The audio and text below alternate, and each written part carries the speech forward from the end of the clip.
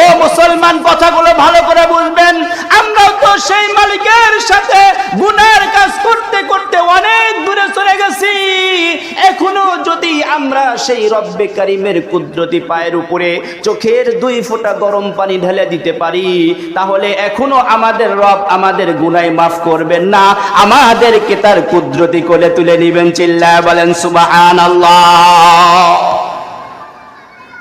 আমরা গুনাহ করতে করতে অনেক দূরে চলে গেছি, যার কারণে আজকে মুসলমানদের এই করুণ অবস্থা। মুসলমানরা যদি এখনো তাদের আগের অবস্থা ফেরত পেতে চায়, তাহলে একটা মাত্র কাজ করতে হবে, সেটা হলো আল্লাহ তাআলার কাছে কি চাইতে হবে? ক্ষমা চাইতে হবে। আল্লাহর কাছে ক্ষমা চাইতে হবে। ক্ষমা যদি পেতে চায়, ক্ষমা যদি চাইতে পারে, তাহলে সেই রব তাদেরকে কি করে দিবেন? মাফ করে দিবেন। মুসলমান ভাইরা আমার কথাগুলো দিল দিয়ে বুঝবেন। বিষয়টাকে বুঝাবার জন্যই আমি সূরা নূহের থেকে আয়াতে কারিমা তেলাওয়াত করেছি। আল্লাহ রাব্বুল আলামিন পয়গম্বর নূহ আলাইহিস সালাতু ওয়াস সালামকে তার কওমের কাছে পাঠাইলেন। আল্লাহ রাব্বুল আলামিন ঘোষণা করে দিলেন, ইন্না আরসালনা নূহান ইলা কওমিহি আন আনদির কওমাকা মিন ক্বাবলি আন ইয়াতিয়াহুম আযাবুন আলীম। আল্লাহ তাআলা বললেন যে আমি নূহকে তার কওমের নিকটে পাঠাইছি। কিসের জন্য? যাতে করে তার কওমের লোকদেরকে ভয় সতর্ক করতে পারে, তার কওমের লোকদেরকে যাতে করে সতর্ক করতে পারে, এই জন্য আমি তাকে তার কওমের নিকটে পাঠাইছি।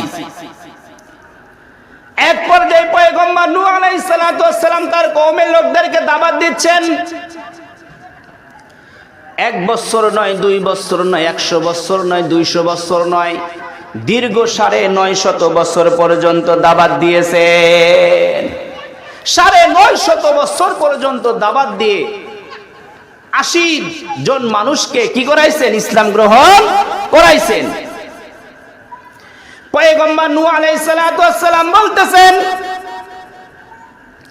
যে আয় রব্বে কারীম, আমি আমার কওমদেরকে যতই দাওয়াত দিয়েছি, আমার কওমেরা আমার থেকে আরো দূরে সরে যায়। পয়গম্বর মূসা আলাইহিস সালাতু ওয়াস সালাম বলেন, ক্বালা রাব্বি ইন্নী দাআউতু কওমি লাইলাও ওয়া নাহারা।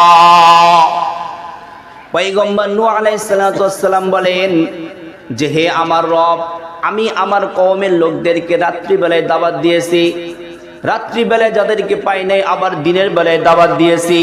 যতই আমার কওমের লোকদেরকে আমি দাওয়াত দিয়েছি, ফালাম ইয়াজিদহুম দুআই ইল্লা ফিরারা, আমি তাদেরকে যতই দাওয়াত দিই তারা আরো আমার থেকে আরো দূরে সরে যায়। এক পর্যায়ে যখন যাইতে যাইতে অনেক দূর সরে গেল, গুনার কাজ করতে করতে তারা একদম স্বীয় পর্যায়ে পৌঁছে গেল। গুনার কাজের কারণে আসমান থেকে আযাব এসে যাবে। আমি তখন তাদেরকে বললাম, তোমাদের কাছে আসমান, তোমাদের গুনার কারণে আসমান থেকে আযাব এসে যাবে, এই আযাব হটানোর মতো ক্ষমতা কারো নাই। তবে আমি তোমাদেরকে একটা ফর্মুলা বলে দিচ্ছি, ফাকুলতু আস্তাগফিরু রাব্বাকুম ইন্নাহু কানা গফফারা। তবে আমি তোমাদেরকে একটা ফর্মুলা বলে দিচ্ছি, তোমরা যদি তোমাদের রব্বে কারিমের কাছে ইস্তিগফার করতে পারো, তওবা করতে পারো, তাহলে তোমাদের রব তোমাদেরকে তোমাদের তওবা কবুল করে তোমাদের জিন্দেগীর গুনাহগুলো মাফ করে তোমাদের আযাব থেকে তোমাদেরকে বাঁচায় দিবেন। ফাকুলতু আস্তাগফিরু রাব্বাকুম ইন্নাহু কানা গফফারা। নিশ্চয় আমাদের রব সাংঘাতিক সিরিয়াস ক্ষমাশীল। কত বড় ক্ষমাশীল! বিষয়টাকে বোঝাবার জন্য একটা ছোট্ট ঘটনা বললে ভালো করে বুঝতে পারবেন। পয়গম্বর মূসা আলাইহিস সালাতু ওয়াস সালামের জামানায় একবার বৃষ্টি বন্ধ হয়ে গিয়েছিল। আপনারা হয়তো অনেকেই জানেন, বৃষ্টি হচ্ছে না। বৃষ্টি হওয়ার জন্য আমরা কি করি? নামাজ পড়ি, তাই না? পয়গম্বর মূসা আলাইহিস সালাতু ওয়াস সালামের কাছে বনি ইসরাইলের লোকজন এসে বলতেছে, ওগো আল্লাহর পয়গম্বর, আসমান থেকে বৃষ্টি বন্ধ হয়ে গেছে, আপনি একটু আমাদেরকে নিয়ে আল্লাহ তাআলার কাছে দোয়া করেন যাতে করে আল্লাহ রাব্বুল আলামিন আসমান থেকে আবার বৃষ্টি দান করেন। এক পর্যায়ে পয়গম্বর মূসা আলাইহিস সালাতু ওয়াস সালাম সমস্ত লোকদেরকে একত্রিত করলেন একটা ময়দানের ভিতরে। পয়গম্বর মূসা আলাইহিস সালাতু ওয়াস সালাম দোয়া করেন, কিন্তু আসমান থেকে আর বৃষ্টি হয় না। আসমান থেকে বৃষ্টি হয় না। এক পর্যায়ে পয়গম্বর মূসা আলাইহিস সালাতু ওয়াস সালাম আল্লাহর সাথে কথা বলা শুরু করে দিলেন, ওগো রব্বে কারীম, আমার বনি ইসরাইল লোক কিরকম আপনি তো জানেন, এখন যদি বৃষ্টি না হয় তাহলে তো তারা উল্টে যাবে। অতএব আপনি দয়া করে মেহেরবানি করে একটু বৃষ্টির ব্যবস্থা করে দেন। কিন্তু রব্বে কারীম বলতেছে, ওগো মূসা, এই গ্রুপের ভিতরে এমন একজন ব্যক্তি আছে যেই ব্যক্তিটা গুনার কাজ করছে, ওই গুনার কাজ থেকে তওবা না করা পর্যন্ত আমি তোমার এইখানে আর বৃষ্টি দিব না। পয়গম্বর মূসা আলাইহিস সালাতু ওয়াস সালাম ওই সময় ঘোষণা করে দিলেন, আমার এই দলের ভিতরে এমন একজন ব্যক্তি আছে যেই ব্যক্তি গুনার কাজ করছে, এই গুনার কাজের কারণে আসমান থেকে বৃষ্টি বন্ধ হয়ে গেছে। দয়া করে মেহেরবানি করে তুমি যদি এই কওমের ভিতর থেকে, এই এলাকার থেকে অন্য এলাকায় না যাও, তাহলে আসমান থেকে আল্লাহ তাআলা বৃষ্টি দিবে না। আল্লাহর বান্দা যখন চিন্তায় পড়ে গেছে, হায় রে, লক্ষ লক্ষ মানুষের ভিতরে এখন যদি আমি উঠে যাই তাহলে তো আমি অপরাধী সাব্যস্ত হয়ে যাব, সবাই তো আমাকে নিন্দা করবে, পয়গম্বর মূসাও তো আমাকে ঠিক থইবে না, সেও তো আমাকে মারবে। তাহলে কি করা যায়? এক পর্যায়ে আল্লাহর বান্দা ওই ভিড়ের ভিতরেই আল্লাহ তাআলার দরবারে পড়ে গেছে। আল্লাহ রাব্বুল আলামিনের দরবারে পড়ে এমন কান্না দিছে, আল্লাহ তাআলার কাছে ক্ষমা চাইছে, ইস্তিগফার পড়ছে। আল্লাহ রাব্বুল আলামিন সঙ্গে সঙ্গে তার তওবা কবুল করে আসমান থেকে বৃষ্টির ব্যবস্থা করে দিয়েছেন। চিল্লা বলেন সুবহানাল্লাহ। পয়গম্বর মূসা আলাইহিস সালাতু ওয়াস সালাম বলতেছে, আল্লাহ বুঝলাম না তো কিছু। আপনি একটু আগে বললেন একজনের জন্য আপনি বৃষ্টি বন্ধ করলেন, কই কেউ তো উঠলো না, চলেও গেল না, অথচ আপনি আবার বৃষ্টি দিলেন। আল্লাহ তাআলা বলতেছে, মূসা রে, যেই ব্যক্তির জন্য আমি বৃষ্টি বন্ধ করেছিলাম ওই ব্যক্তির জন্যই আমি আবার বৃষ্টি দিলাম। আমি সেদিকে যেতে যাচ্ছি না, যে বিষয়টা বুঝাতে যাচ্ছিলাম যে আমার আল্লাহ তাআলা কত বড় ক্ষমাশীল, যে ওই মুহূর্তের ভিতরে ওই বান্দা আল্লাহর কাছে পড়ে গেছে, আল্লাহ তাআলা সাথে সাথে তার ডাক শুনে তাকে ক্ষমা করছে। তাই নয়, আসমান থেকে আল্লাহ তাআলা বৃষ্টির ব্যবস্থা করে দিয়েছেন। এই জন্যই তো আমাদের এই করুণ অবস্থা। এই অবস্থা থেকে যদি আমরা মুক্তি পেতে চাই তাহলে আমাদের জন্য একটা করণীয়, সেটা হলো কি? আল্লাহ তাআলার কাছে কি চাইতে হবে? ক্ষমা চাইতে হবে। আল্লাহ রাব্বুল আলামিনের কাছে ইস্তিগফার করতে হবে।